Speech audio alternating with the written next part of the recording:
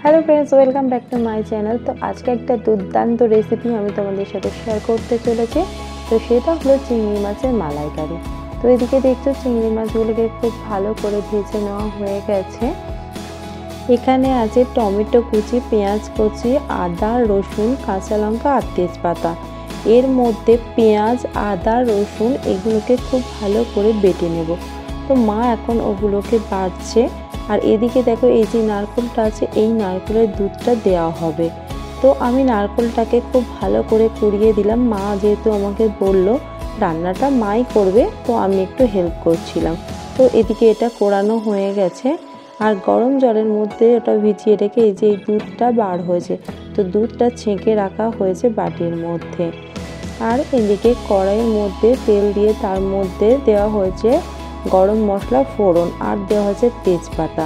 তারপর দেওয়া হলো রসুন বাটা, পেঁয়াজ বাটা, আদা বাটা, কাঁচা লঙ্কা আর তারপরে দেওয়া হচ্ছে টমেটোটাকে ওর সাথে খুব ভালো করে মাখাতে হবে। আর দিল সামান্য পরিমাণে স্বাদ অনুসারে নুন।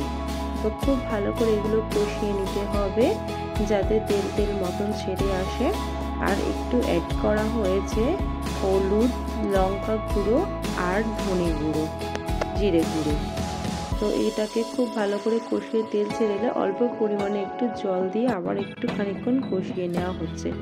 তারপর ভেজে রাখা চিংড়ি মাছগুলো ওর মধ্যে অ্যাড করে দেওয়া হলো, দিয়ে খুব ভালো করে কষাতে হবে যাতে চিংড়ি মাছগুলো খুব ভালো করে মশলার সাথে মেখে যায়, যাতে চিংড়ি মাছের ভিতরে মশলাগুলো ঢুকে যায়।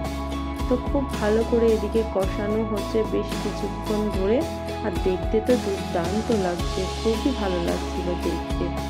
আমার মায়ের হাতে রান্না এমনিতেই অনেক ভালো, সবাই বলে এবং আমরা তো সবসময় বলি খুব ভালো রান্না করে।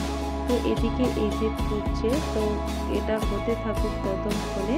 তারপর এখানে অ্যাড করে দেওয়া হলো কিছুটা পরিমাণ ঘি দিলে ফ্লেভারটা খুব ভালো আসে, খুবই দারুণ লাগে খেতে। তাই এখানে দেওয়া হলো অল্প পরিমাণ ঘি।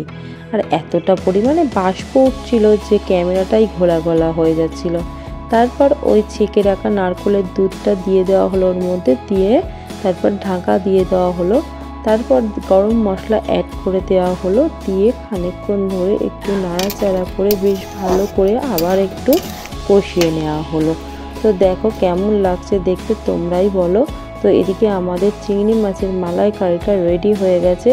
আর দেখতে তো দুর্দান্ত লাগছে। আজ মনে হয় পুরো এক থালা ভাতই খেয়ে নেব শুধু এই একটা মাত্র তরকারি দিয়ে।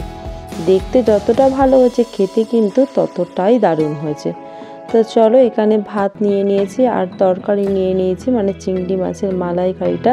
তো চলো আমি ততক্ষণ খেতে থাকি, তোমরা চ্যানেলটাকে সাবস্ক্রাইব করে দাও। তো চলো, টাটা, বাই বাই।